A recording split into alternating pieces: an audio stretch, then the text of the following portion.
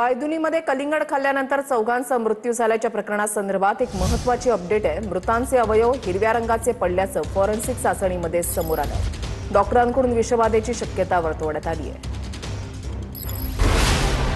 मुंबईतील पायधुनी इथल्या डोकाडिया कुटुंबातील 4 सदस्यांच्या संशयास्पद मृत्यू प्रकरणात फॉरेन्सिक अहवाल समोर आलाय।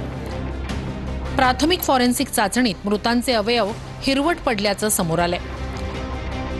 मेंदू, हृदय आणि आतडी यासारखे मुख्य अवयव हिरवट रंगाचे झाले। कुटुंबातील सदस्य अब्दुल्ला यांच्या शरीरात मॉर्फिन हे अंमली द्रव्य आढळले। डॉक्टरांनी या प्रकरणात विषबाधेची शक्यता वर्तवली असली तरी तज्ज्ञांच्या मते सामान्य अन्न विषबाधेपेक्षा ही स्थिती वेगळी आहे। जेव्हा शरीरातील अनेक अवयवांमध्ये एकाच वेळी असे बदल दिसतात तेव्हा तो एखाद्या अत्यंत तीव्र विषारी घटकाचा परिणाम असू शकतो असे डॉक्टरांचे संकेत आहेत। 25 एप्रिलला पायधुनीतील डोकाडिया कुटुंबानं बिर्याणीनंतर कलिंगड खाल्लं होतं।